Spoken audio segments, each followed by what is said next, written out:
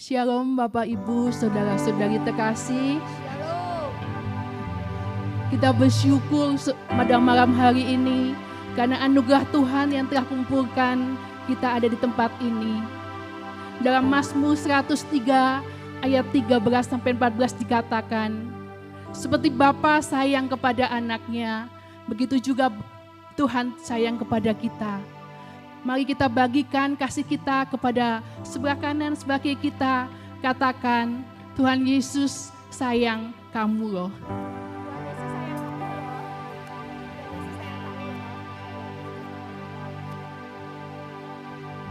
Karena bermacam-macam kita yang hadir di sini. Ada yang tua, ada yang muda, ada yang berkulit putih, ada yang berkulit hitam. Semua adalah kekasih Tuhan. Amin. Mari kita bangkit berdiri. Karena Tuhan telah mengasihi kita, mari kita angkat pujian, kita bernyanyi bagi Tuhan, karena Tuhan mengasihi kita.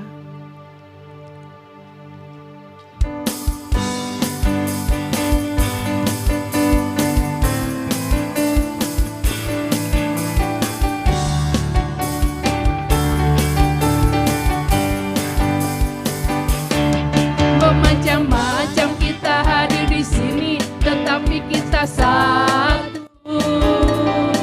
Di dalam Tuhan tidak ada yang putih, tidak ada yang hitam. Kita bersaudara di dalam Dia.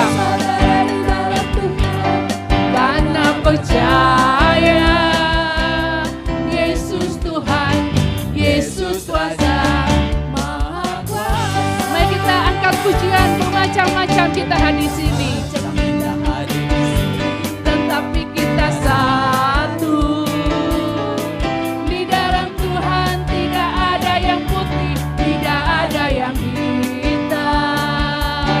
Kita bersaudara di dalam Dia karena percaya Yesus Tuhan, Yesus Raja Maha Kuasa. Katakan haleluya.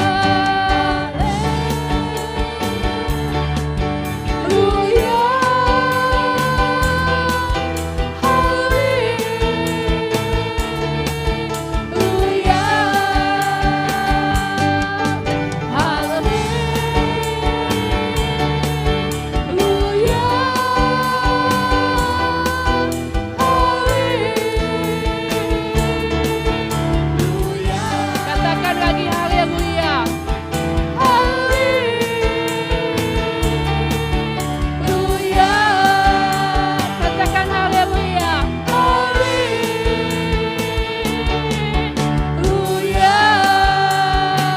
Berikan tepuk tangan untuk Tuhan.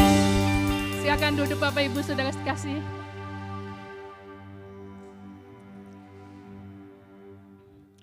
Mari kita awali persekutuan pada malam hari ini dengan tanda kemenangan Kristus.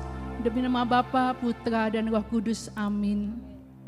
Tuhan Yesus, kami bersyukur untuk kasih setia-Mu yang nyata dalam setiap kehidupan kami, Tuhan. Engkau telah kumpulkan pada malam hari ini, Tuhan, untuk kami boleh memuji dan menyembah Engkau lebih lagi, Tuhan. Terima kasih Tuhan, boleh kami alami setiap musim dalam setiap kehidupan kami, Tuhan. Apapun yang kami alami setiap musim itu, Tuhan, kami percaya semuanya mendatangkan kebaikan, Tuhan. Dan pertolongan Engkau, Tuhan, tidak pernah terlambat, Tuhan.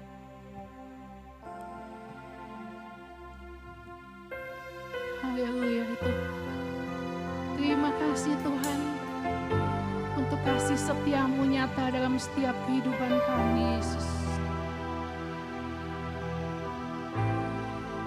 Kami percaya, Yesus,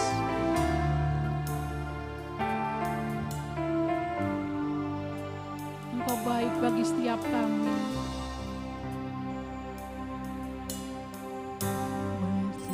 Akan selalu berganti, kasih Tuhan tetap abadi.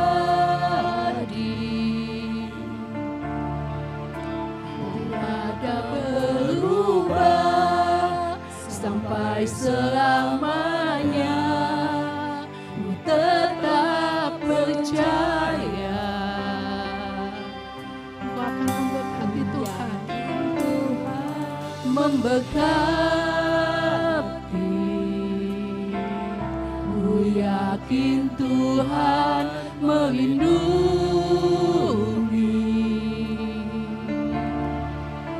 burung di udara.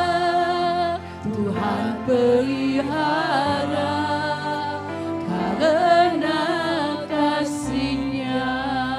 Tuhan selalu menolongku. Tuhan selalu menolongku, selalu menjagaku. Sehelai di rambutku tak akan terjatuh tanpa seizinku. Tuhan selalu menolongku. Tuhan selalu menolongku, selalu menjagaku.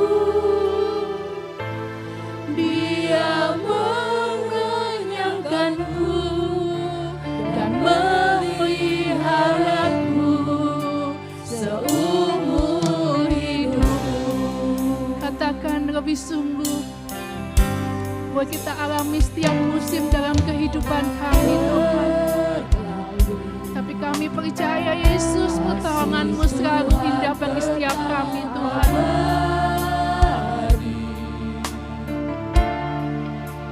Tak akan berubah sampai selamanya. Ku tetap percaya Engkau selalu memberkati kami, Tuhan. Memberkati. Ku yakin Tuhan melindungi burung di udara.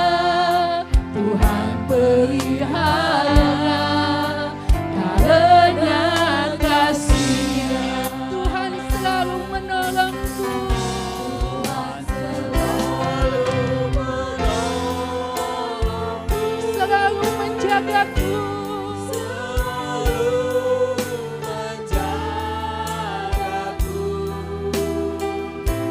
Sehelai di rambutku tak akan terjatuh tanpa seizinku.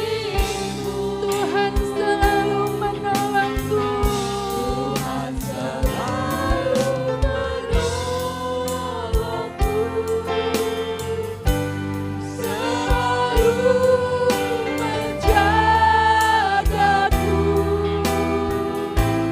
Dia mengenyangkanku dan peliharaku seumur hidup. Mari kita bangkit berdiri, Bapak Ibu Saudara sekali. Katakan Tuhan selalu menolongku. Amin, Bapak. Selalu menjagaku. Sehelai di rambutku tak akan terjatuh tanpa seizinku. Tuhan selalu menolongku.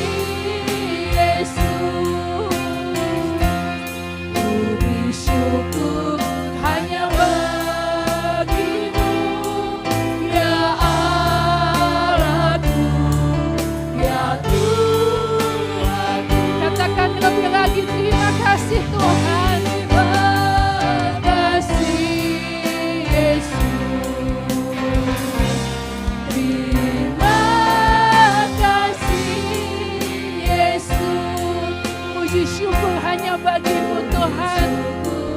Hanya bagimu. Katakan puji syukur hanya bagimu Tuhan. Katakan lebih lagi puji syukur hanya bagimu Tuhan. Hanya bagimu. Terima kasih Yesus. Mari kita ucapkan syukur kita. Kita ucapkan syukur kebaikan Tuhan atas setiap kehidupan kita. Kami bersyukur Bapa untuk setiap kebaikan Kau dalam setiap kehidupan kami Tuhan. Kami bersyukur Tuhan untuk pekerjaan kami Tuhan. Kami bersyukur untuk kebaikan Kau Tuhan. Kami mengucap syukur untuk setiap kehidupan kami. Kami mengucap syukur Tuhan.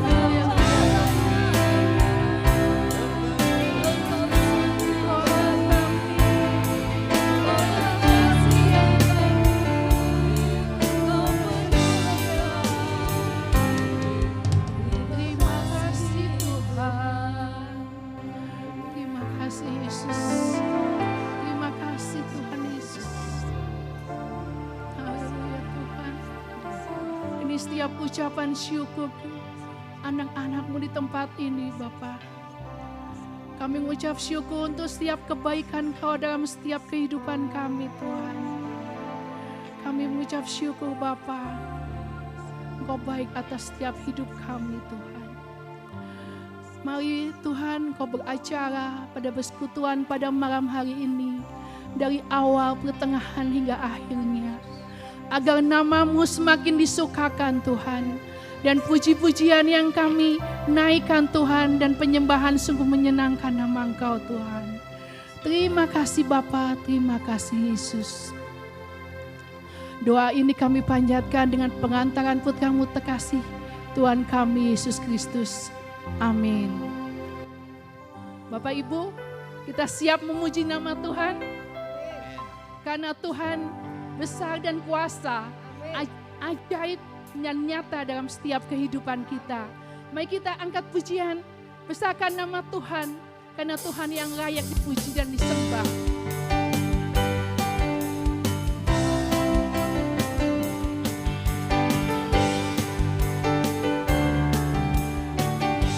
Besarkan nama Tuhan, besarkan nama Tuhan, pujilah Dia.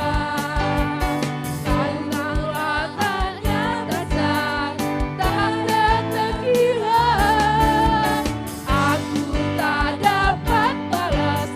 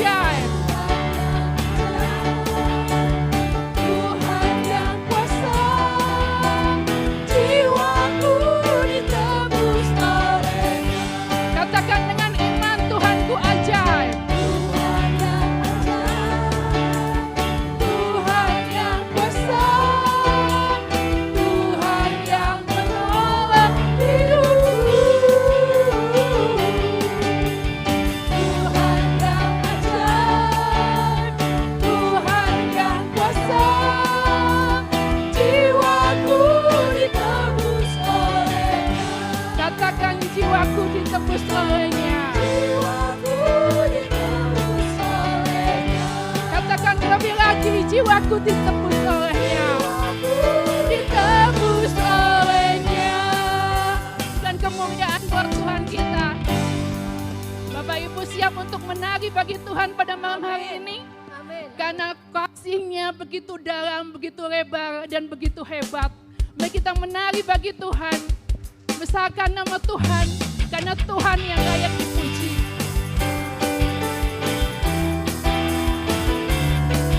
Ayo Bapak Ibu, kita menari bagi Tuhan. Karena Tuhan itu baik, Tuhan itu ajaib, dan Tuhan itu kuasa.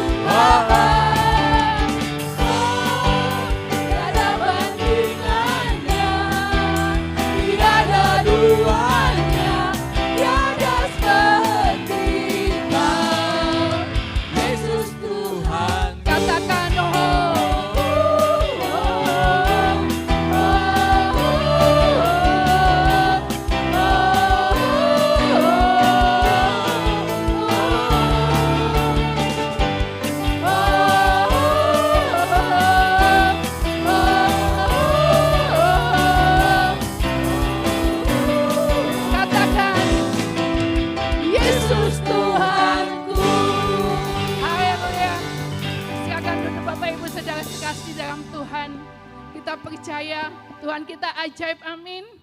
Tuhan kita kuasa, amin. Kuasanya tidak berubah dari dulu, sekarang sampai selama-lamanya. Terima kasih Tuhan. Terima kasih Yesus. Haleluya Tuhan.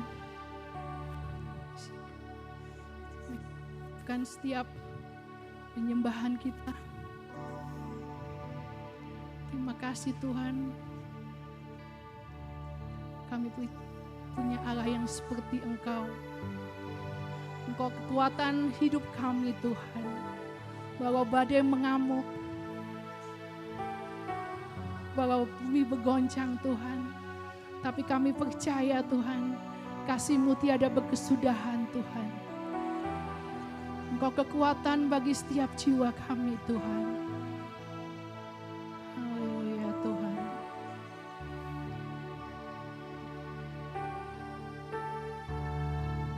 Begitu besar kasih Allah atas dunia ini Tuhan. Engkau telah menebus dosa setiap kami Tuhan. Haleluya Tuhan. Terima kasih Yesus. Terima kasih Tuhan. Engkau kekuatan dalam setiap kehidupan kami Tuhan.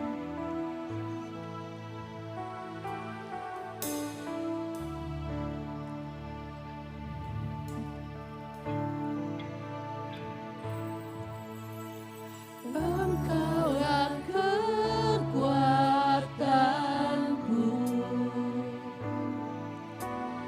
teman perlindunganku saat badai menerpa.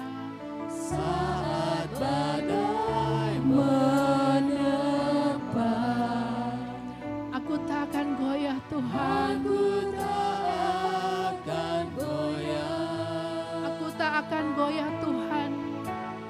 Aku tak akan goyah, sebab Kau sertaku.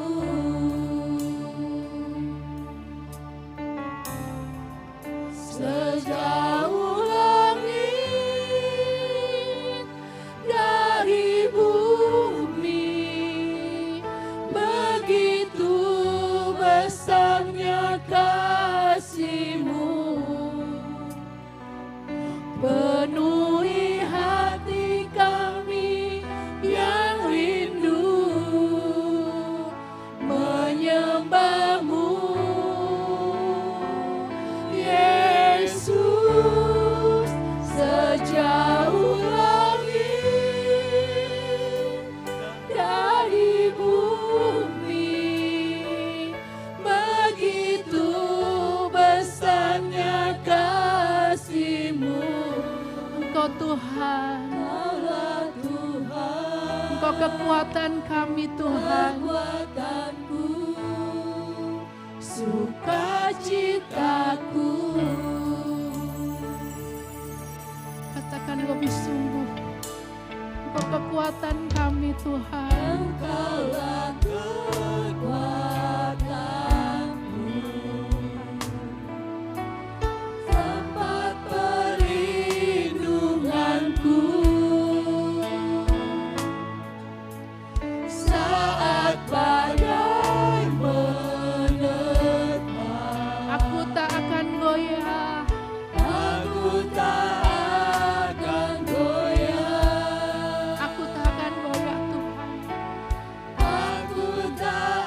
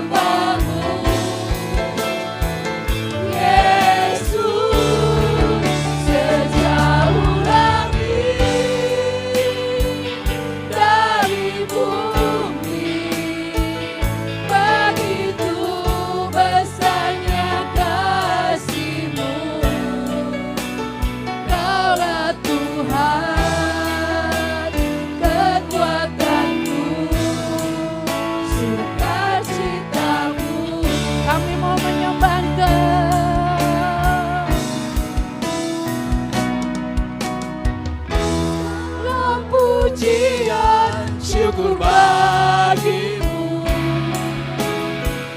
Kau hadir dalam hidupku ini, ku datang sujud di hadapanmu, memujimu, menyembahmu, Yesus, ku menyembahmu. Katakan lebih lagi, segala pujian, hormat dan kemuliaan Tuhan.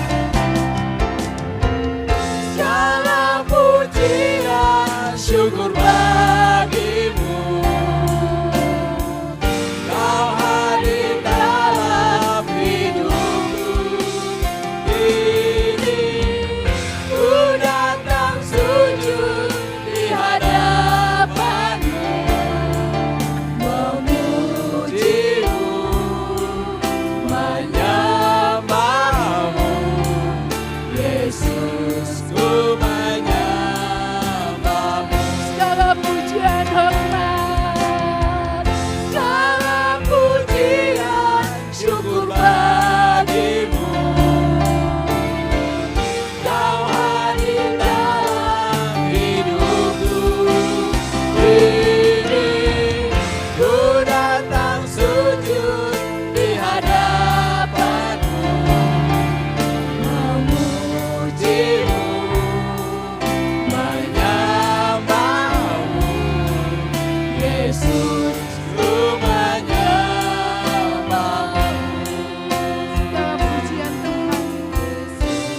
Ku menyembahmu, Yesus, kami menyembah Engkau. Yesus, ku menyembahmu.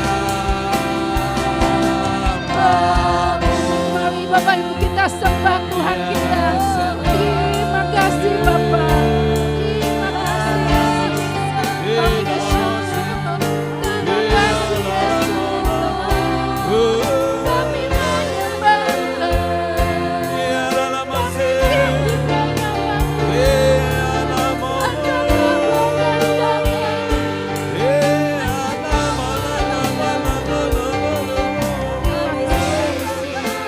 Terima kasih Yesus. Kami menyembah Engkau.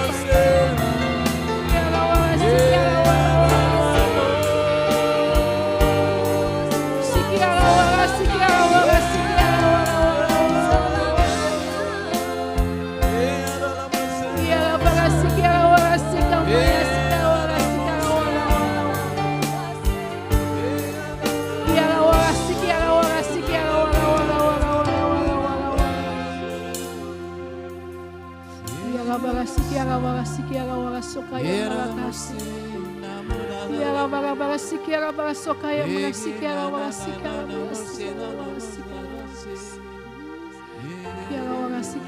kasih Yesus. Mari kita sembah Tuhan. Kita sembah dalam roh dan kebenaran. Tuhan ada di tempat ini. Tuhan akan merawat kita. Kiara barasi kiara warasi kiara warasi kiara wara wara wara wara. Kiara barasi kiara warasi kiara wara sokaya marasi kiara wara kiara warasi kiara wara wara. Tuhan Yesus mengasihi kita. Terima kasih Yesus, terima kasih Tuhan. Terima kasih.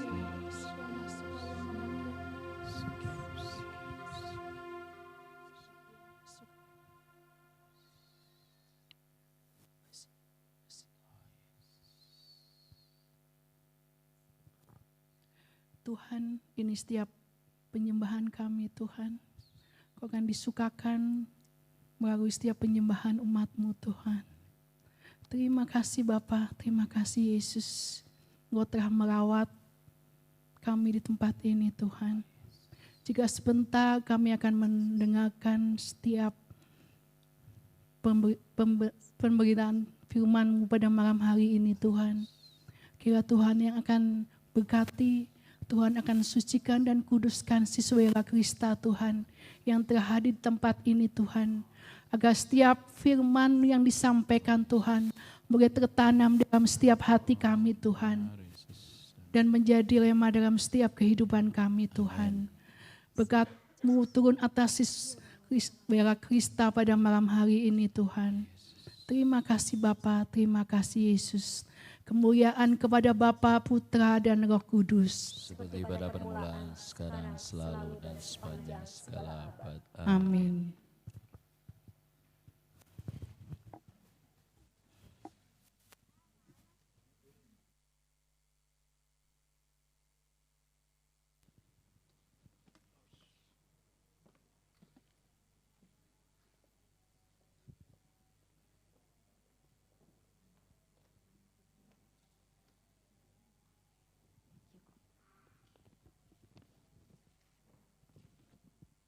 Shalom Bapak Ibu Saudara-saudari yang dikasihi Tuhan, selamat malam.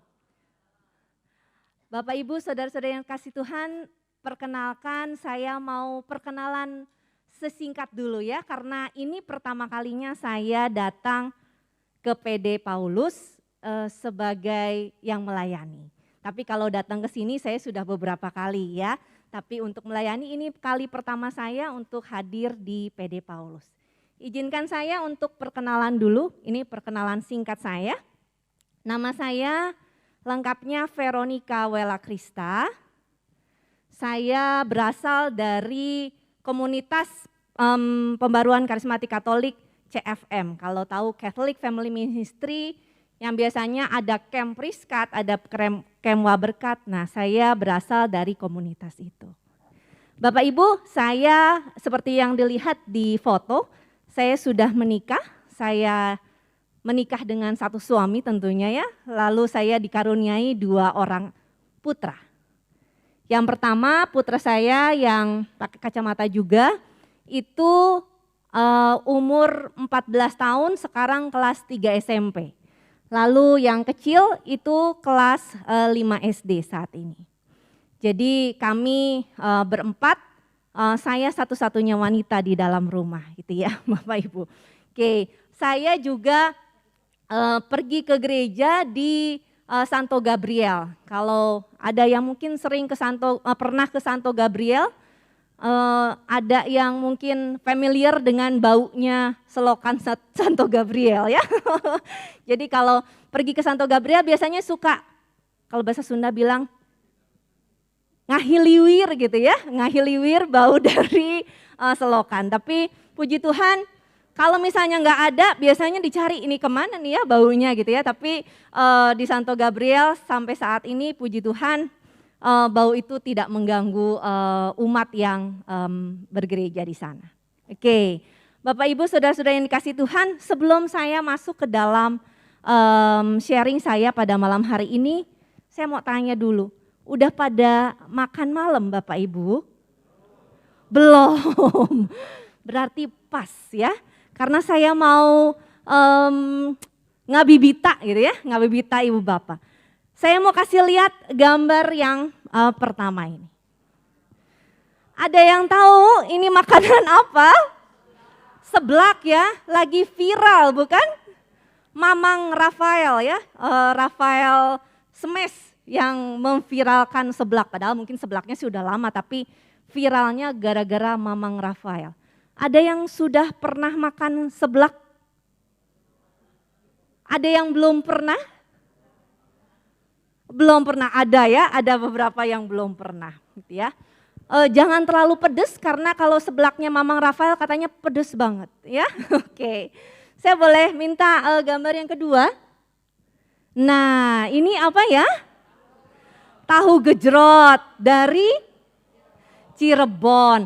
Katanya kalau tahu gejrot yang paling original dan paling enak di Cirebon itu asalnya dari Ciledug ya kalau saya nggak salah. Ya, saya pernah dapat tahu gejrot dari Ciledug gitu ya. Ada yang belum pernah makan tahu gejrot? Oh salah pertanyaannya. Ada yang enggak suka tahu gejrot? Karena suami saya nggak suka, papa saya nggak suka. Ya ampun lah, itu makanan udah baunya kayak begitu katanya gitu ya. Nah mungkin ada yang pernah makan, ada yang belum pernah makan, ada yang suka, ada yang tidak. Nah kalau yang ketiga ini boleh. Nah apa ya ini ya? Spaghetti. Ini adalah makanan yang dimakan sama Michael Panjaitan waktu kesini, betul nggak? Betul ya. Jadi waktu pulang dari sini pergi kayaknya ke Sudirman Street terus dia makan ini. Saya lihat di IG story-nya ya, saya nggak ikut ke sana kok ya. Jadi ini adalah soto mie bakut Sukabumi. Ada yang belum pernah? Kalau belum pernah boleh makan di Sudirman Street kayaknya gitu ya. Oke. Nah, ini gambar yang terakhir yang saya mau kasih lihat. Kalau ini Indomie ya. Pasti udah pernah makan semuanya, betul? Betul ya? Gimana Bapak Ibu rasanya? Enak Indomie itu? Walaupun katanya kurang sehat tapi mantap ya. Apalagi kalau dimakan waktu hujan, dingin-dingin, dikasih potongan cabai gitu ya, cengek, wah nikmat banget. Saya yakin ibu bapak di sini pasti pernah, walaupun mungkin cuma sekali seumur hidup, tapi minimal 1 kali pasti pernah makan Indomie ini. Katanya diklaim sebagai mie instan terenak di dunia. Versi mie gorengnya atau versi mie kuahnya saya lupa ya. Nah, lalu apa hubungannya dengan materi kita pada malam hari ini? Tema pada malam hari ini adalah Yesus penolong yang setia. Kalau kita mau bicara tentang yang namanya Yesus penolong, kita harus mengalami yang namanya ditolong sama Tuhan Yesus, betul? Seperti tadi Indomie ini. Kalau kita mau bilang itu rasanya enak, itu rasanya enggak enak, saya enggak suka. Tapi pastinya kita sudah pernah mencicipi makanan tersebut. Ketika kita sudah mencicipi makanan tersebut, kita baru bisa bilang, oh rasanya enak. Apakah bisa bilang kalau kita belum pernah mencicipi lalu ada orang yang tanya menurut kamu makanan itu enak atau enggak? Bisa enggak kita jawab, oh enak gitu ya, atau oh enggak, bisa enggak Bapak Ibu? Enggak. Nah kalau menurut saya, katanya ya kalau saya tuh belum pernah ya saya pasti bilang saya enggak tahu rasanya.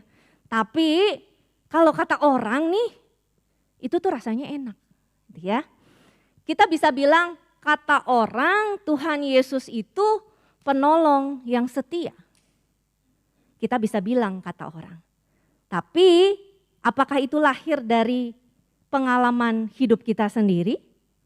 Kalau itu lahir dari pengalaman hidup kita sendiri, kita pasti akan bisa dengan yakin bilang, Tuhan Yesus adalah penolong bagi hidup saya. Tapi ada kabar buruknya ya Bapak Ibu. Ketika kita bicara tentang yang namanya pertolongan, tidak pernah bisa dipisahkan dari yang namanya persoalan. Jadi pertolongan itu datang sepaket dengan persoalan. Atau kita mau sebut pergumulan mungkin. Ya, saya mau kasih lihat boleh di next. Next lagi. Nah, saya coba cari apa sih arti kata penolong itu. Saya cari di KBBI ya, kamus besar bahasa Indonesia yang paling gampang. Kalau kita mau baca, penolong adalah orang yang dapat membantu untuk meringankan beban. Dalam tanda kurung ada penderitaan, ada kesulitan. Lalu membantu supaya dapat melakukan sesuatu. Lalu melepaskan diri dari bahaya atau bencana atau menyelamatkan. Jadi pertolongan itu tidak bisa dipisahkan dari yang namanya bencana, kesulitan tadi ya, lalu penderitaan, bahaya bahkan. Ketika kita berada dalam kondisi-kondisi tersebut, baru Tuhan Yesus bisa tolong kita sehingga kita bisa bilang, oh Tuhan Yesus tolong saya. Kalau kita tidak mengalami hal tersebut, kita cuma bisa bilang, oh iya kata orang Tuhan Yesus itu penolong. Tapi kita mau belajar untuk mengalami sendiri, biar kita tahu ya, Tuhan Yesus itu ternyata adalah penolong yang luar biasa. Dari tadi kita ngomongin tentang penderitaan gitu ya, beban, kayaknya kok tidak menyenangkan sama sekali. Tapi saya punya kabar yang sukacita buat Bapak Ibu. Saya boleh di next. Ini adalah ayat yang favorit bagi semua orang kayaknya gitu ya. Mungkin Mazmur 23, tapi saya ambil dari Mazmur 23 yang ayat 4-nya. Kita boleh baca sama-sama Bapak Ibu? 3, 2, 1.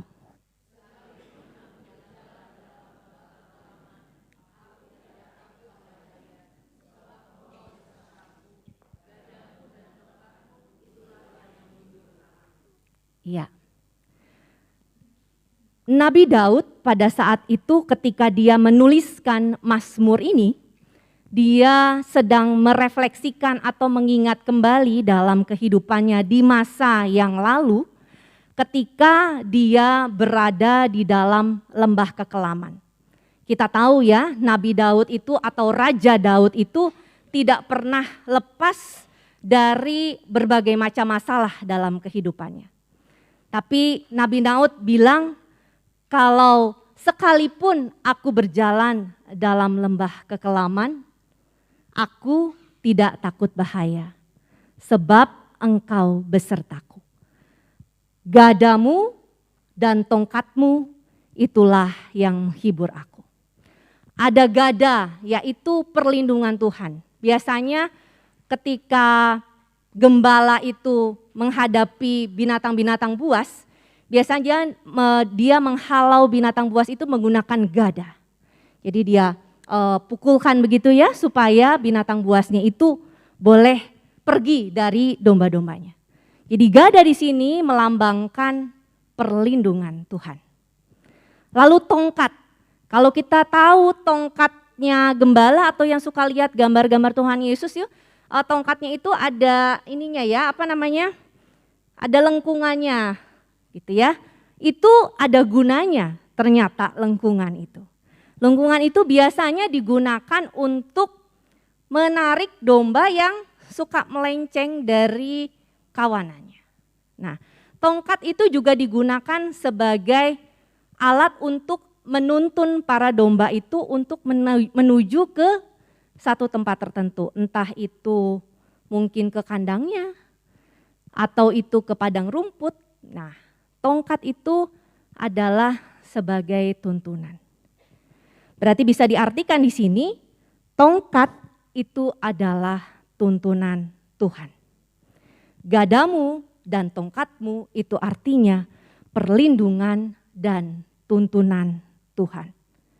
Ketika Daud berada di dalam lembah kekelaman, ada perlindungan Tuhan di sana. Dan juga ada tuntunan Tuhan supaya Daud bisa mencapai tempat yang Tuhan inginkan.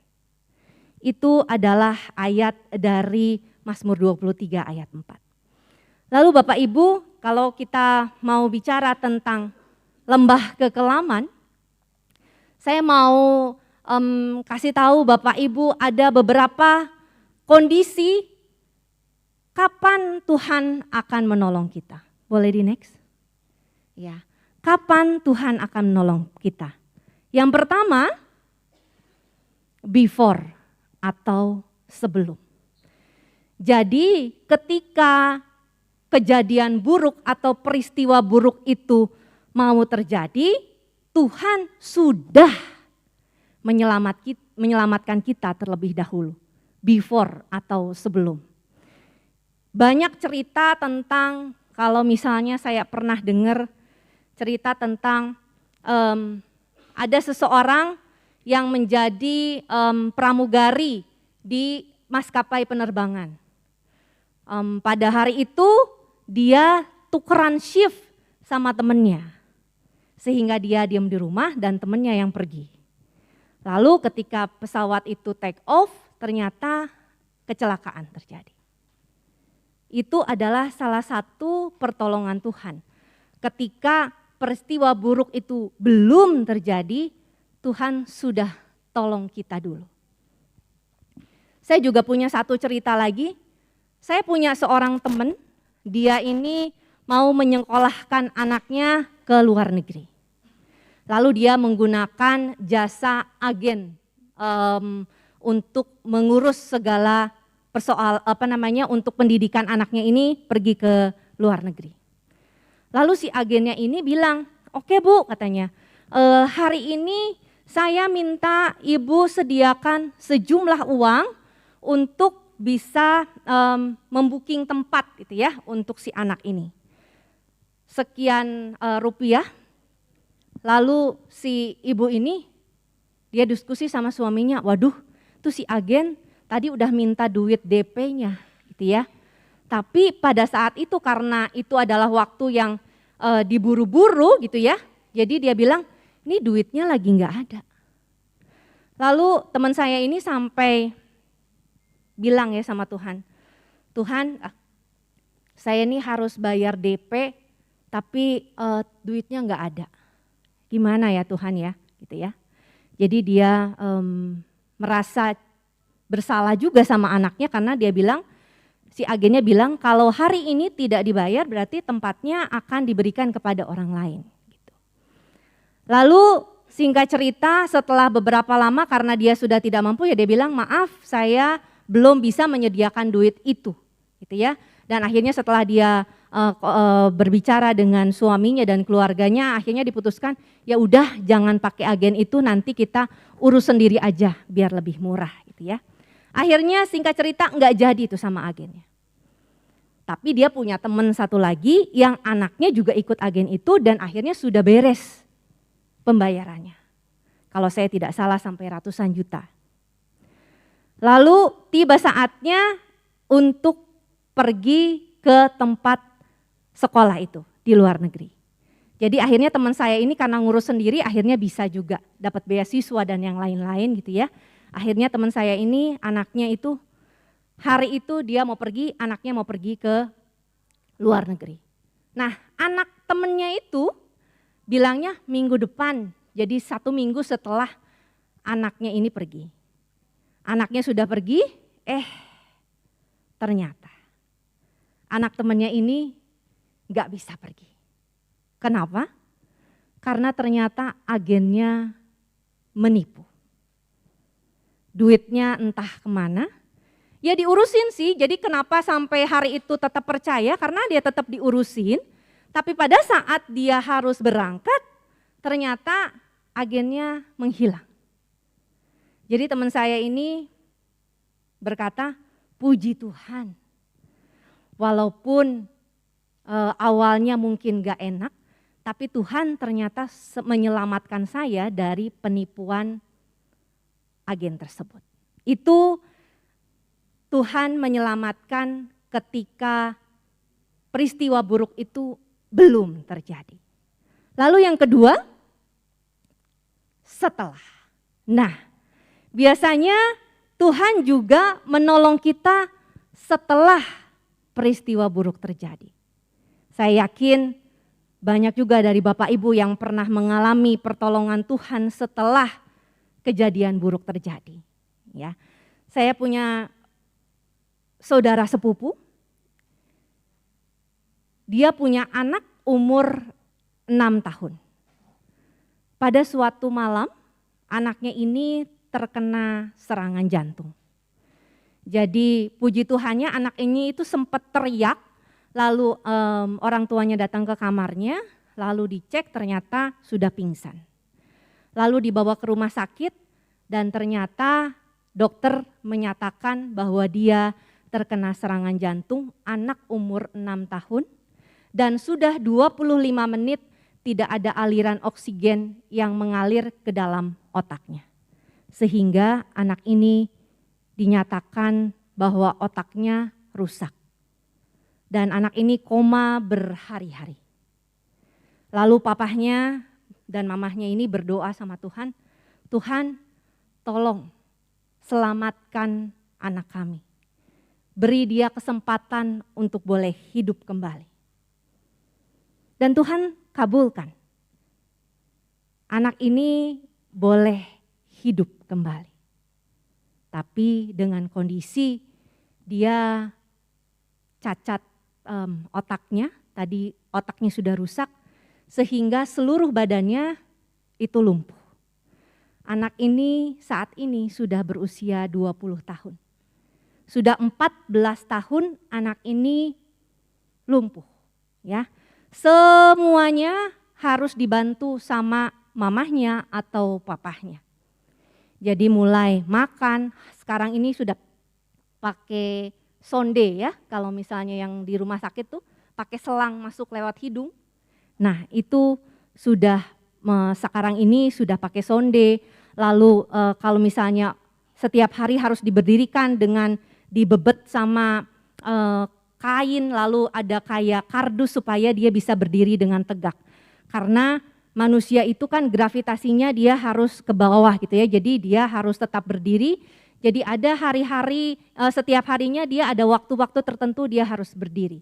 Tapi orang tuanya boleh bersaksi, selama 14 tahun anak ini sakit, ya bisa dibilang sakit sampai hari ini, pertolongan Tuhan begitu banyak dalam kehidupan mereka. Itu kalau kita sudah pernah mengalami itu, rasanya Tuhan itu luar biasa. Walaupun mungkin kita mengalami satu bencana bisa dibilang ya, atau penderitaan, tapi ternyata Tuhan itu menyatakan dirinya lewat pertolongan-pertolongan yang Dia sampaikan kepada kita setelah kita mengalami hal itu. Itu yang kedua, yang pertama before, lalu after, lalu yang ketiga. Yang ketiga adalah all the time. Ketika saya merenungkan materi atau sharing pada malam hari ini tema Yesus penolong yang setia, saya begitu dibukakan oleh Tuhan tentang yang namanya artinya setia. Ternyata Tuhan itu tidak pernah tidak menolong kita. Tuhan itu selalu menolong kita setiap saat. Itu yang dinamakan setia. Ketika tidak peduli apapun kondisinya kita, tetapi Tuhan itu selalu menolong. Mau kitanya lagi jauh dari Tuhan, mau kitanya lagi deket banget sama Tuhan, mau kita lagi berdosa, mau kitanya lagi suci, mau kitanya lagi mau ditolong Tuhan atau kitanya lagi gak mau ditolong Tuhan bahkan, Tuhan itu selalu menolong kita. Kalau saya melihat cerita dari sepupu saya tadi yang anaknya aja untuk makan aja susah, untuk bernafas aja susah. Bukankah ketika kita bisa makan, ketika kita bisa bernafas, ketika kita bisa berjalan, ketika kita bisa bernyanyi, ketika kita bisa meloncat, itu semuanya adalah pertolongan Tuhan. Kalau sepupu saya tadi anaknya boro-boro ya, anaknya ini begitu lincah sebelum itu terjadi, tapi setelah itu terjadi dia gak bisa ngapa-ngapain. Betapa berharganya cuman bisa loncat doang, itu luar biasa. Kalau bukan pertolongan Tuhan, sepertinya kita juga gak mungkin ada di sini. Jadi saya begitu tercengang gitu ya. Saya pikir oh iya, Tuhan itu menolong kita ketika memang kita butuh pertolongan menurut kita. Tetapi dalam kenyataannya sebenarnya kita manusia ini nggak bisa ngapa-ngapain tanpa Tuhan. Contoh, kalau pertolongan Tuhan all the time gitu ya, tanpa mengalami kesulitan misalnya contohnya. Atau enggak kesulitannya kecil. Kalau saya mau jalan ke Paulus gitu ya, lalu saya harus belok kiri atau belok kanan untuk menghindari macet misalnya. Kalau misalnya belum ada Google Maps ya Bapak Ibu ya, Dulu saya waktu belum ada Google Maps bingung nih, saya mau terus atau saya mau belok kiri ya supaya saya bisa terhindar dari kemacetan. Biasanya saya tanya sama Tuhan, Tuhan saya harus lewat mana? Saya harus lewat terus atau lewat kiri? Dan itu adalah hal kecil dalam kehidupan kita yang ternyata membuktikan bahwa Tuhan itu all the time atau setiap waktu itu pasti menolong kita. Atau misalnya kita yang sudah punya anak lalu mau menyekolahkan anak di sekolah yang terbaik, tapi sekolahnya di sekolah A atau di sekolah B ya, gitu ya. Apakah pertolongan Tuhan ada di dalam sana? Saya yakin ada. Ketika kita bisa menyekolahkan anak di tempat yang kita pilih, saya percaya itu juga ada turut campur tangan Tuhan. Ketika kita bisa memilih sekolah yang Tuhan mau, supaya anak itu bisa bertumbuh dengan maksimal di sekolah itu misalnya. Jadi hal ini begitu luar biasa bagi saya. Kalau selama ini saya berpikir, oh iya saya sih udah bisa lah melakukan ini, melakukan itu, sendirian juga bisa. Ya kalau susah-susah nih baru minta sama Tuhan gitu ya. Tapi ternyata hal terkecil sekalipun bahkan untuk kita bisa bernafas sekalipun, ternyata kita butuh Tuhan. Ada orang-orang di rumah sakit yang harus pakai oksigen untuk bernafas. Butuh pertolongan. Sedangkan kita, Tuhan sudah menolong kita setiap saat. Atau kita mau sebut itu anugerah Tuhan yang begitu luar biasa buat kita, itu juga pertolongan Tuhan buat kita. Nah Bapak Ibu yang dikasihi Tuhan, lalu setelah kita tahu nih Tuhan itu menolong sebelum peristiwa buruk terjadi, lalu setelah peristiwa buruk terjadi, dan bahkan Tuhan Yesus itu menolong kita setiap saat. Yang menjadi pertanyaannya, kalau tadi setiap saat sih ya oke lah, itu kan bukan peristiwa yang mengguncangkan hidup kita misalnya. Tapi jika seandainya peristiwa buruk yang terjadi sama kehidupan kita, kenapa ya kok Tuhan izinkan itu? Saya mau kasih setidaknya 2 alasan kenapa Tuhan izinkan kita untuk mengalami hal tersebut. Tapi sebelum saya masuk ke sana, saya mau putarkan satu video, kita mau lihat bareng-bareng ya.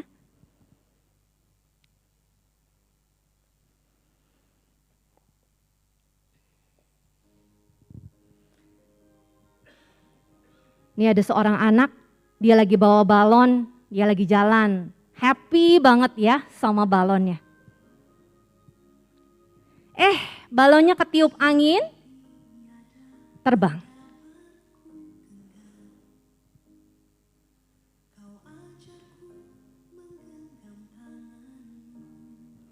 Anak ini begitu sedih, balonnya kok terbang ya. Bagi seorang anak, balon itu mungkin harta yang paling berharga gitu ya, mainannya dia.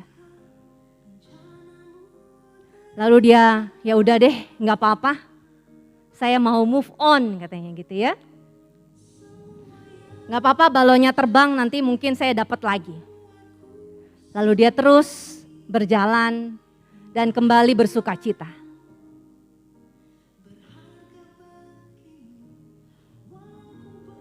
Terus dia lihat perutnya dia lapar, terus dia mau makan, tapi ada anjing kecil yang kayaknya kok lapar juga. Lalu dia kasih makanannya, dibawa kabur nih sama anjingnya. Ya, dibawa kabur lagi makanannya ya. Nah, anak ini terus berjalan. Lalu tiba-tiba dia tersandung batu, lalu tapi dia bisa berdiri lagi.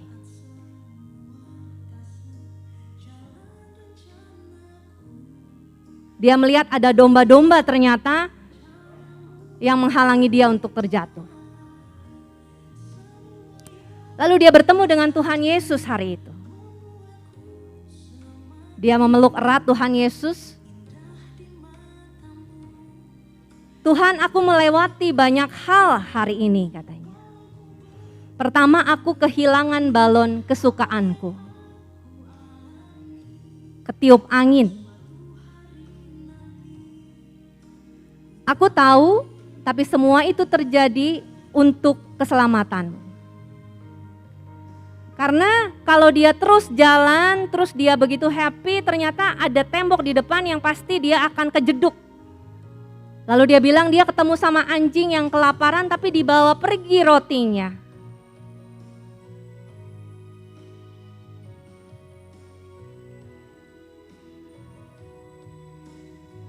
Tuhan Yesus bilang, aku ada di sana, kamu memberi makan anak-anaknya juga. Jadi ternyata si anjing ini pergi untuk menemui anak-anaknya dan berbagi makanan itu bersama anak-anaknya. Aku sempat tersandung tapi ada domba-domba yang menahanku katanya.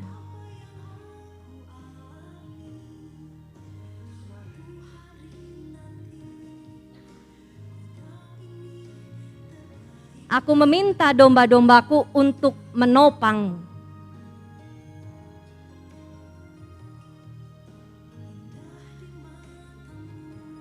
Aku mengasihimu. Terima kasih Tuhan.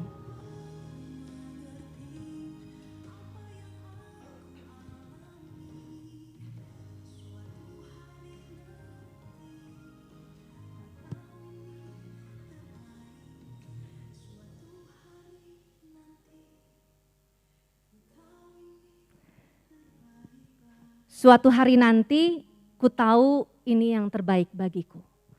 Kita tahu sekarang bahwa Allah turut bekerja dalam segala sesuatu untuk mendatangkan kebaikan bagi mereka yang mengasihi Dia, yaitu bagi mereka yang terpanggil sesuai dengan rencana Allah.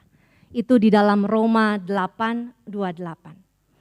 Kalau kita lihat video tadi, ternyata apapun yang kita alami, Tuhan punya maksud.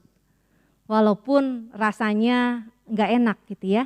Kehilangan barang atau terluka atau apa yang kita punya itu diambil orang misalnya. Tapi ternyata Tuhan punya rencana atas segala sesuatu yang terjadi dalam kehidupan kita. Ada alasannya pasti. Nah, alasan yang pertama, boleh di next.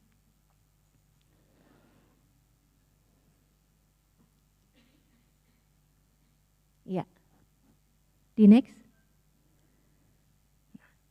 Alasan yang pertama adalah untuk mendatangkan kebaikan. Next.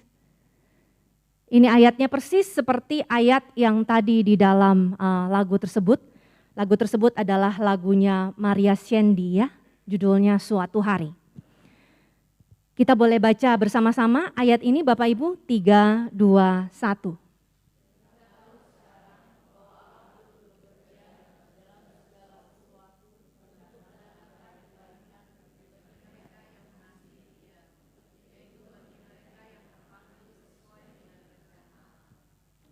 Bapak Ibu, ternyata Tuhan mengizinkan sesuatu yang buruk terjadi dalam kehidupan kita karena untuk mendatangkan kebaikan bagi kehidupan kita.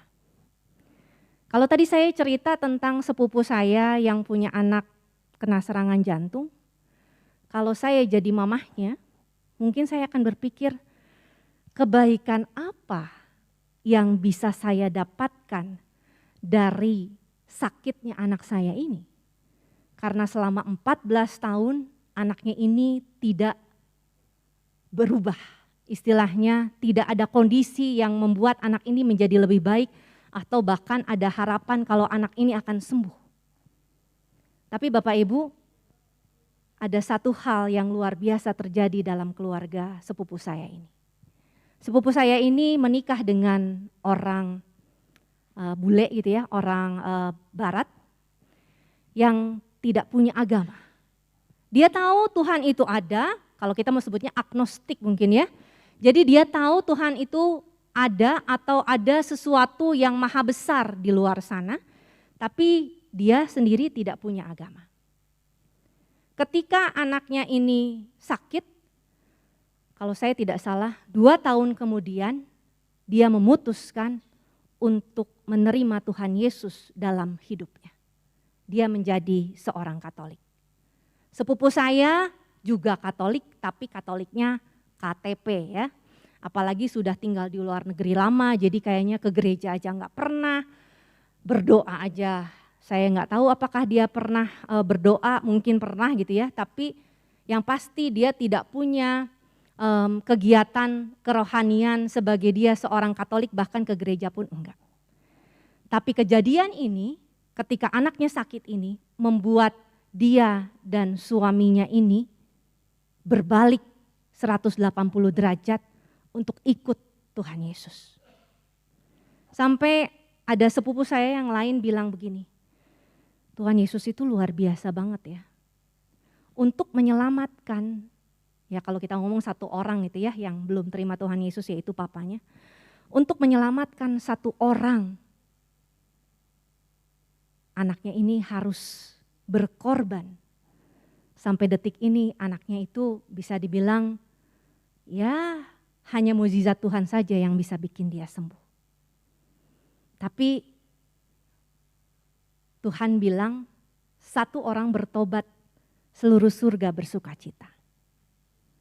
Jadi ketika ada satu orang yang bisa bilang, Tuhan aku mau terima Engkau sebagai Tuhan dan Juru Selamatku, itu adalah kebaikan yang luar biasa besar. Terlebih surga pun bersuka cita. Jadi hal yang pertama yang bisa kita ambil ketika kita mengalami yang namanya pergumulan ataupun persoalan atau hal buruk terjadi, percayalah kalau Tuhan akan mendatangkan kebaikan bagi hidup kita. Itu alasan yang pertama. Lalu alasan yang kedua, seperti kita lihat ya, ada gambar emas yang dipanasin. Udah tahu artinya pasti memurnikan. Boleh dilihat ayatnya? Kita boleh baca sama-sama ya Bapak Ibu, 3, 2, 1.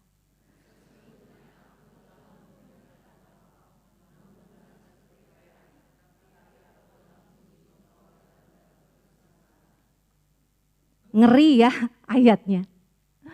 Tetapi aku telah menguji engkau dalam dapur kesengsaraan. Dapur kesengsaraan. Ketika kita berada dalam kesengsaraan, atau kalau disebut dapur berarti ya tempatnya kesengsaraan, berarti itu kesengsaraannya luar biasa gitu ya. Tuhan bilang, aku telah memurnikan engkau. Memurnikan ini artinya membuat kita menjadi semakin suci atau menyucikan kita. Itu artinya memurnikan atau membuat kita menjadi jauh lebih baik dari kita sebelumnya. Itu artinya memurnikan. Jadi ketika kita mengalami persoalan, ternyata itu membuat kita menjadi pribadi yang lebih baik. Saya punya satu cerita lagi. Teman saya ini, mohon maaf ya, dia tinggal bersama mertuanya. Mertuanya ini 19 tahun dia tinggal bersama suaminya, bersama mertuanya. Bukan bersama suaminya ya, karena suaminya kerja di luar kota. Lalu dia itu karena tinggal di Bandung berarti dia tinggalnya sama mertuanya. Mertuanya ini bukan orang yang ya bukan Katolik atau Kristen gitu ya, tapi agama lain gitu ya yang menyembah dewa-dewa lain. Lalu mertuanya ini juga punya luka batin yang begitu banyak dalam kehidupannya sehingga menyebabkan dia menjadi pribadi yang sangat menyebalkan. Dan teman saya ini harus hidup bersama mertuanya ini selama 19 tahun. Dia sampai bilang, orang lain mah sweet 17 teh happy ya well katanya. Gua nih sweet 17 waktu itu ya waktu 17 tahun. Gua tinggal sama mertua gua katanya gitu ya. di mana dia sangat, ya kalau kita mau bisa bilang, ya dia masuk ke dalam dapur kesengsaraan tadi. Semuanya diatur dari A sampai Z, bahkan mau pergi aja harus bilang. Mau makan aja makannya apa aja diatur, makannya harus apa. Apa yang mamanya itu masak, ya dia dan anak-anaknya harus makan. Jadi semuanya diatur sama mertuanya. Lalu saya tanya, setelah akhirnya dia bukan terbebas ya, tapi akhirnya dia boleh tinggal sendiri tanpa mertuanya, harus berpisah rumah gitu ya. Saya tanya, apa hasilnya setelah 19 tahun hidup bersama mertua? Dia bilang, saya begitu bersyukur sama Tuhan, kalau Tuhan izinkan saya untuk terus berproses dalam 19 tahun kehidupan saya bersama mertua saya. Walaupun mertua saya seperti itu, tetapi karena dia seperti itu membuat saya menjadi pribadi yang sangat sabar. Menjadi pribadi yang sangat kuat, yang sangat teguh gitu ya. Jadi teman saya ini pada akhirnya dia bisa bilang dia bersyukur kalau dia boleh lewatin itu. Waktu ngelewatinnya mungkin, aduh Tuhan please lah ya, kapan nih saya bisa keluar dari rumah itu. Jeritan hati para menantu gitu ya. Tapi akhirnya dia justru malah bisa bilang, Tuhan tempatkan saya 19 tahun di sana bukan tanpa maksud apa-apa. Tapi Tuhan menjadikan saya menjadi pribadi seperti yang sekarang ini. Betapa enggak dia benar-benar harus mengandalkan Tuhan dan harus punya relasi yang dekat sama Tuhan. Karena ya mertuanya ini tidak sama gitu ya, menyembah dewa-dewa lain gitu ya, di rumahnya pasang pasang meja, altar yang seperti itu gitu ya. Lalu juga ya ada ritual-ritual khusus gimana dia enggak pegangan kenceng sama Tuhan supaya jangan sampai dia juga terganggu atau diganggu sama yang sebelah sana gitu ya. Betapa dia mengandalkan Tuhan sepenuhnya dalam kehidupan dia. Bapak Ibu, ini dua hal. Yang pertama mendatangkan kebaikan, lalu yang kedua adalah ketika kita bisa dimurnikan oleh Tuhan. Lalu ketika kita mengalami semua itu, lalu apa yang harus kita lakukan? Saya mau kasih 3 hal singkat yang bisa kita lakukan dan saya yakin ibu bapak pasti sudah melakukan ini dalam kehidupannya. Yang pertama, next, ya udah pasti ya kita harus minta sama Tuhan. Ketika kita mengalami pergumulan, kita minta Tuhan, saya minta Tuhan tolong saya. Saya minta Tuhan hadir dalam kehidupan saya untuk mengeluarkan saya dari permasalahan ini. Ataupun apapun itu permintaan kita minta sama Tuhan. Lalu yang kedua, beriman. Setelah kita meminta sama Tuhan, tentunya kita harus mengimani itu ya. Kita percaya kalau Tuhan akan mengabulkan apa yang kita minta sesuai dengan apa yang Tuhan kehendaki. Jangan lupa ada belakangnya ya. Beriman kalau Tuhan akan mengabulkan doa saya kalau itu sesuai sama apa yang Tuhan mau. Itu hal yang kedua. Lalu hal yang ketiga, adalah berserah. Setelah kita percaya kalau Tuhan akan mengabulkan doa kita, yang terakhir adalah ya kita harus berserah. Berserah di sini artinya menyerahkan Tuhan, menyerahkan persoalan kita kepada Tuhan supaya Tuhan bisa menolong kita dengan caranya Tuhan. Kadang kita itu sangat tidak mengerti Tuhan ini nolongnya kayak gimana sih? Saya tuh nggak mau loh caranya kayak begini, harusnya nih caranya begini. Nah kalau kayak gitu udah bukan berserah lagi. Itu yang ada namanya adalah bukan berserah tapi ngatur Tuhan ya. Tapi ketika kita berserah kita Oke Tuhan, Tuhan tahu yang terbaik buat saya akan lakukan apa yang menjadi bagian saya, sisanya saya mau serahkan sama Tuhan, biarlah Tuhan yang bekerja menurut apa yang Tuhan mau. Itu 3 langkah yang bisa kita lakukan ketika kita sedang mengalami pergumulan. Kita bisa pertama minta sama Tuhan untuk Tuhan bisa bebaskan kita, atau Tuhan kasih kebijaksanaan buat kita bagaimana kita bisa melewati itu semua. Lalu yang kedua, kita bisa beriman, kita percaya kalau Tuhan akan memulihkan atau melepaskan kita dari penderitaan tersebut. Lalu yang ketiga, kita berserah, kita serahin sama Tuhan, biar Tuhan yang bekerja, saya lakukan bagian saya, Tuhan akan melakukan bagiannya. Sharing saya pada malam hari ini sudah selesai. Saya mau memberikan satu kesaksian terakhir buat Bapak Ibu. Ini kesaksian pribadi saya bagaimana saya bisa melewati yang namanya penderitaan atau pergumulan. Bapak Ibu,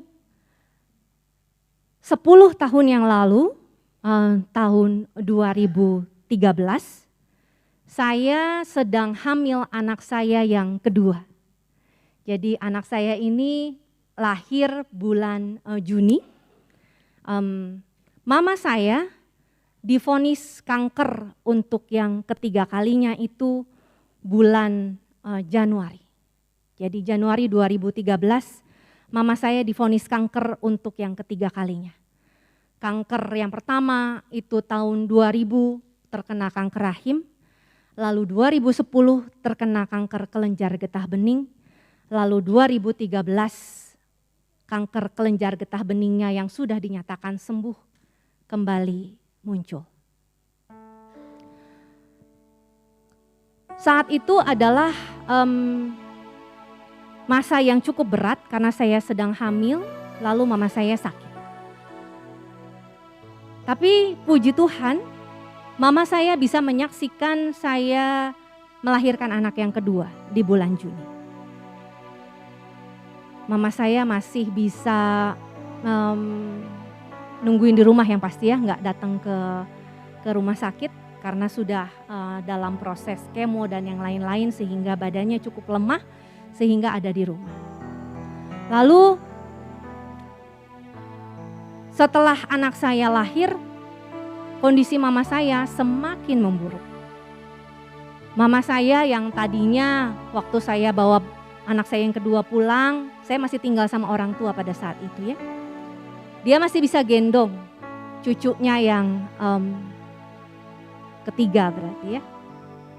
Masih bisa gendong cucunya.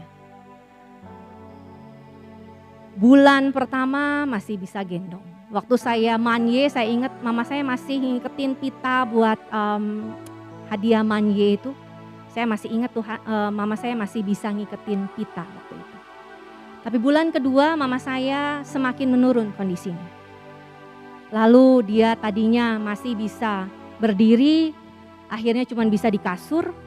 Lalu di kasur tadinya masih bisa duduk makan sendiri, akhirnya harus tiduran gitu ya.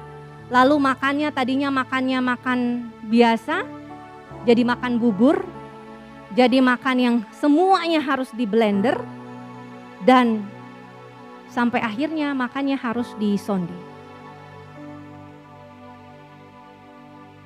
Dan 3 bulan setelah anak saya lahir, Tuhan panggil mama saya. Yang saya mau ceritakan Bapak Ibu, 6 bulan sebelum mama saya meninggal, itu artinya mama saya masih cukup bisa beraktivitas ya. Saya punya temen yang kondisinya keluarganya sama kayak saya, dia baru ngelahirin, mamahnya sakit diabetes, gak bisa bangun dari tempat tidur, dia harus ngurusin. Tidak ada pembantu di dalam rumahnya, dia juga punya anak satu lagi yang lebih besar, umur 4 tahun. Lalu saya cuma bisa bilang sama suami saya waktu itu, gila ya, bisa tuh ngurus bayi, ngurus mamahnya yang gak bisa ngapa-ngapain, ngurus anaknya yang umur 4 tahun, ngurus suaminya, ngurus rumah, semuanya dia lakukan sendiri. Gimana ya caranya? 6 bulan kemudian saya merasakan itu Bapak Ibu. Yang tadinya saya bilang, kalau saya jadi dia, gak mungkin saya sanggup. Gimana caranya saya harus menyusuin anak yang gak bisa lepas, sepanjang hari saya harus gendong dia kalau gak nyusuin. Mau jemur pakaian aja gak bisa. Sedangkan saya harus masak, masaknya buat mama saya yang pasti makanannya berbeda, harus di blender dan yang lain-lain.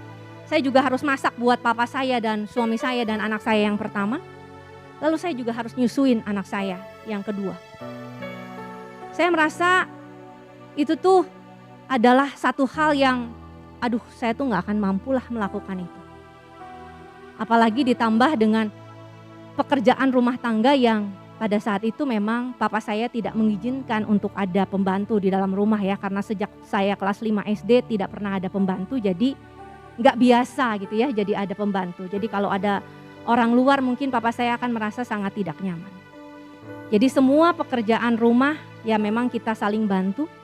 Tapi pada saat itu saya merasa kondisi saya begitu lumayan stres. Lelah dengan pikiran memikirkan gimana ya si mama ya, bisa sembuh apa enggak ya. Lalu saya juga mungkin karena saya juga stres itu juga membawa anak saya yang kedua ini gak bisa ditinggal sama sekali ya, disimpan sebentar aja harus saya gendong. Tapi setelah saya lewatin itu semua dan kemarin ini saya waktu bikin renungan tentang materi pada malam hari ini, Tuhan ingatkan saya untuk saya sharingkan hal ini dan saya bisa bilang tidak ada pertolongan Tuhan yang spektakuler pada saat itu. Enggak tiba-tiba semuanya jadi beres gitu ya, anak saya jadi diem, habis disusuin terus tidur gitu ya. Terus gak ada juga kejadian mama saya bisa sembuh total dari sakit kankernya, gak ada. Atau semua pekerjaan rumah yang pada saat itu begitu menumpuk tiba-tiba semuanya jadi beres sendiri, gak ada. Tapi saya bisa bilang Tuhan Yesus ada di sana. Tuhan Yesus ada waktu saya nangis di kamar mandi bilang, Tuhan mau apa sih sama hidup saya? Saya capek Tuhan. Saya bukannya gak mau ngurus mama, tapi ya mungkin setelah saya melahirkan itu adalah kondisi yang cukup sensitif gitu ya buat para ibu. Mau dibilang baby blues mungkin atau apapun ya, mental health gitu ya yang zaman sekarang. Tapi saya merasa saya capek dan saya gak punya tujuan hidup pada saat itu. Saya merasa begitu lelah dengan semua aktivitas yang harus saya lakukan. Tapi saya hari ini bisa berkaca dan mengingat kembali, saya ada hari ini di sini. Karena waktu itu juga Tuhan Yesus ada menolong setiap apa yang harus saya lakukan. Tuhan tetap terus kasih pengharapan, kasih kekuatan buat saya, supaya saya bisa lewatin itu semua. Bapak Ibu, saya mau ajak tim pujian untuk naik ke atas panggung. Saya punya satu lagu yang lagu ini sangat menguatkan saya. Dan ketika saya mendengarkan lagu ini, saya merasa Tuhan menguatkan saya selalu. Saya merasa Tuhan itu ada dalam setiap perjalanan kehidupan saya.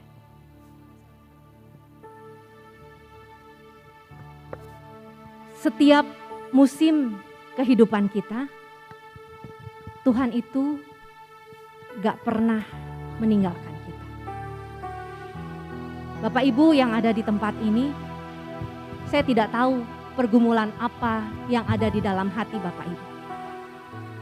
Kalau mungkin sampai hari ini Tuhan belum menjawab doa Bapak Ibu, saya mau bilang percaya.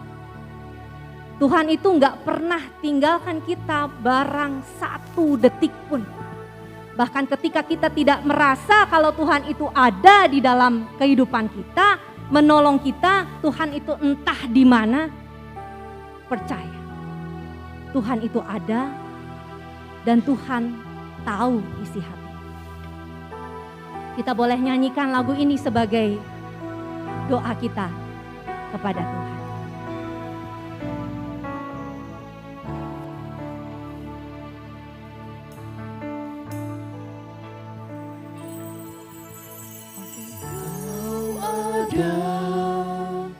Bersamaku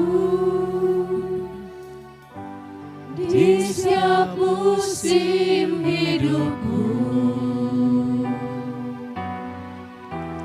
tak pernah kau biarkan ku sendiri.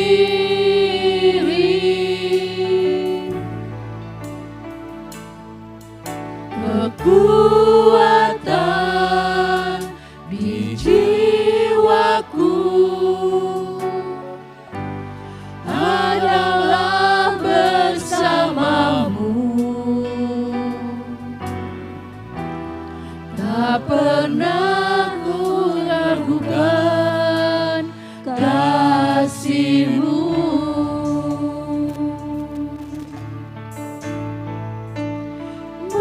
Bersamamu Bapa, ku lewati semua perkenananmu yang teguhkan hatiku. Engkau yang bertindak memberi pertolongan,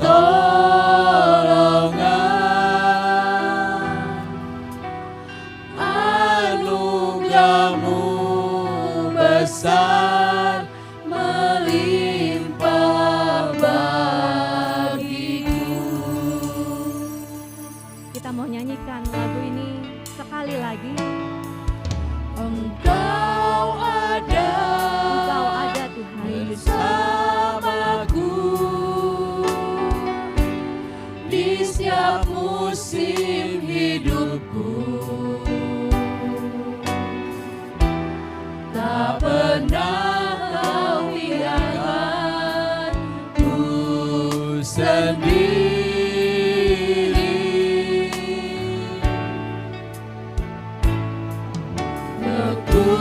Kekuatan di jiwaku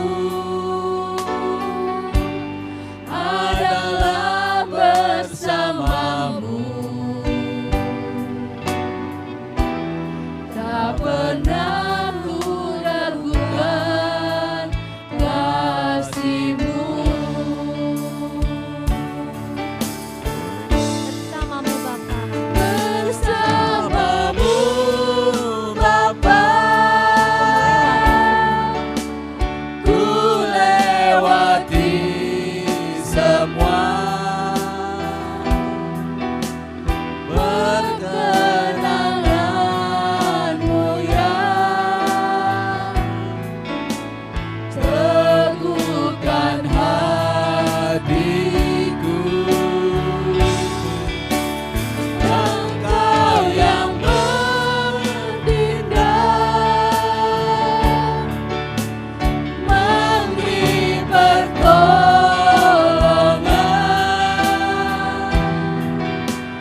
anugerah-Mu besar melimpah bagiku.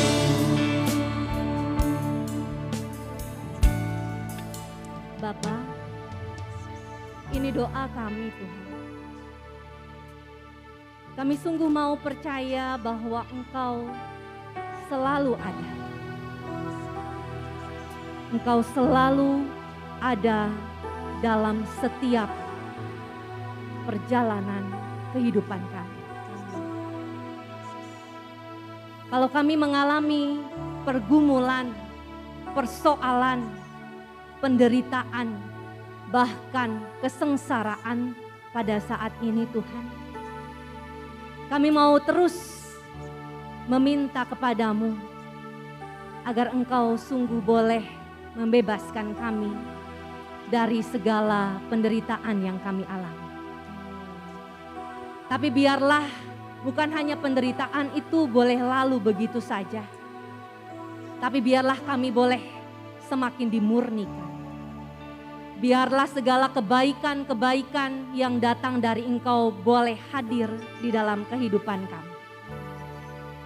Ajari kami Tuhan untuk boleh melihat apa yang Kau rencanakan dalam kehidupan kami. Kami percaya Tuhan, Kau izinkan kami untuk melewati semua itu hanya untuk menyatakan kemuliaan-Mu di dalam kehidupan kami. Engkau adalah penolong kami yang sejati. Baik kami sadari maupun tidak, Engkau selalu menolong kami. Apapun kondisi kami, Engkau selalu setia untuk menolong kami. Kami ini gak bisa apa-apa tanpa-Mu Tuhan. Tapi bersama-Mu, kekuatan itu selalu ada buat kami. Sehingga kami boleh melewati semuanya dengan baik. Karena kami percaya bahwa rancangan-Mu itu adalah rancangan damai sejahtera buat keluarga kami. Dan juga buat hidup kami. Terima kasih Tuhan, hamba-Mu sudah selesai berbicara. Biarlah Engkau yang terus bekerja dalam setiap hati anak-anak-Mu yang hadir di tempat ini.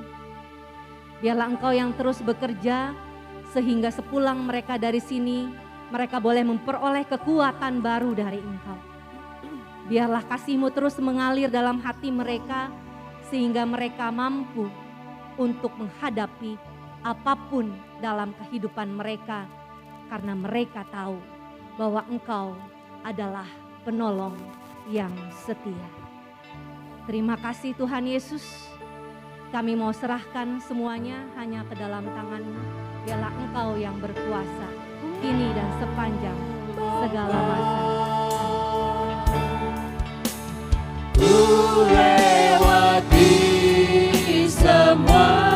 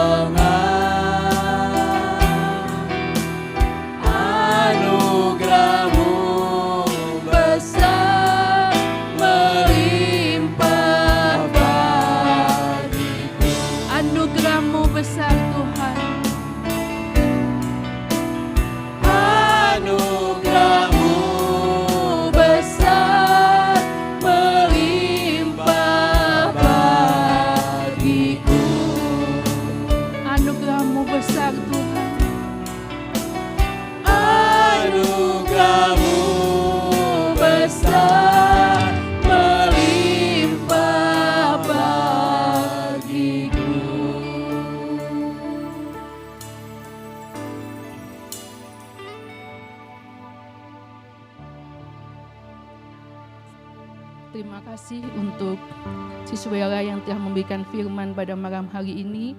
Tuhan Yesus memberkati. Kita lanjutkan dengan persembahan. Sebelumnya kita berdoa untuk persembahan yang kita kumpulkan malam hari ini. Bapak yang baik, terima kasih buat setiap kebaikan-Mu dalam kehidupan kami. Tuhan, terima kasih buat firman-Mu malam hari ini. Kami mau percaya Tuhan bahwa segala sesuatu yang boleh kami alami itu semuanya mendatangkan kebaikan. Tuhan, kami juga berterima kasih, kami bersyukur untuk Siswela yang boleh datang hadir di tempat ini menyampaikan setiap firman dan kerinduan-Mu. Kiranya Tuhan berkati selalu kehidupan Siswela untuk kesehatannya, untuk suami dan anak-anaknya, juga Tuhan terlebih untuk setiap pelayanannya kemanapun Engkau utus Siswela. Tuhan, sebentar kami memberikan berkat yang terbaik dari Engkau Tuhan.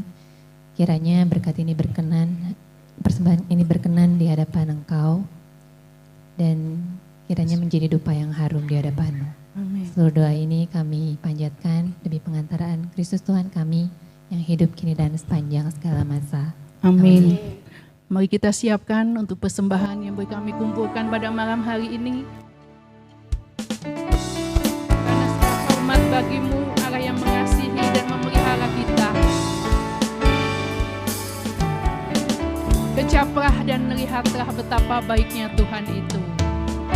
Kecaplah dan lihatlah betapa baiknya Tuhan itu. Rasakan dan nikmati kasih setia Tuhan. Kecaplah dan lihatlah. Kecaplah dan lihatlah betapa baiknya Tuhan itu.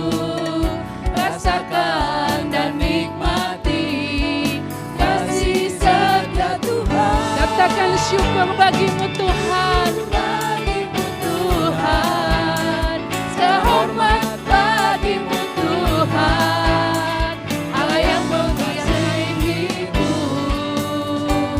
Allah yang memeliharaku. Syukur bagimu Tuhan, sehormat bagimu Tuhan, Allah yang mengasihiku, Allah yang memeliharaku.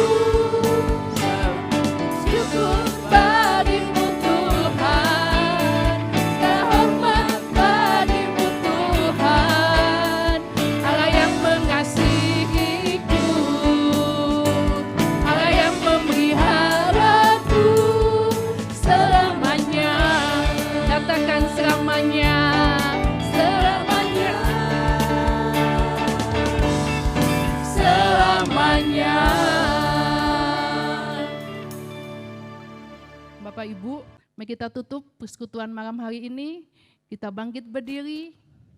Engkau Tuhan yang selalu memegang erat tangan kami Tuhan. Kami tidak sanggup berjalan sendirian Tuhan.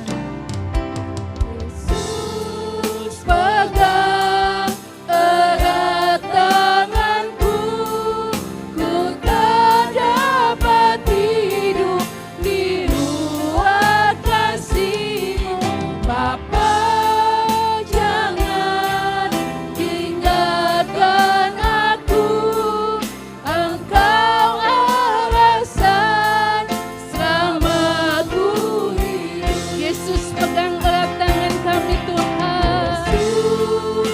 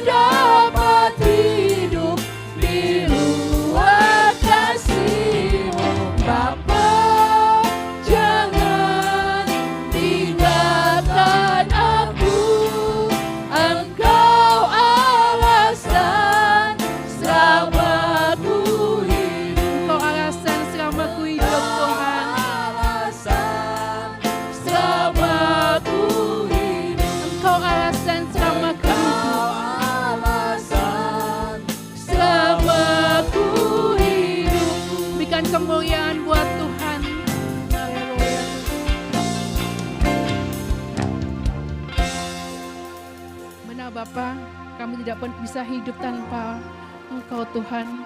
Engkau yang akan selalu memegang tangan erat kami Tuhan. Terima kasih Bapa, terima kasih Yesus untuk persekutuan pada sore hingga malam hari ini Tuhan. Kami mengucap syukur Tuhan untuk kerawatan Engkau, jamahan Engkau Tuhan. Bapa, kami juga berdoa untuk saudara-saudara kami yang berulang tahun pada minggu ini, untuk Bapak Frans Singgih, Ibu Florentina Bina, dan Bu Edo Tuhan. Kiranya Tuhan akan memberkati untuk tahun-tahun ke depan, berikan kesehatan yang baik Tuhan. Berkat-Mu senantiasa baru Tuhan. Apa yang dikerjakan selalu berhasil dan beruntung di dalam nama Engkau Tuhan. Terima kasih Bapa, terima kasih Yesus. Kumpulkan kami pada persekutuan Senin yang akan datang Tuhan, dengan kerinduan yang lebih lagi Tuhan. Terima kasih Bapa, doa ini kami panjatkan dengan perantaran putra-Mu terkasih Tuhan kami Yesus Kristus. Amin. Demi nama Bapa, Putra, dan Roh Kudus. Amin. Selamat malam, Tuhan memberkati. Kita bertemu Senin yang akan datang.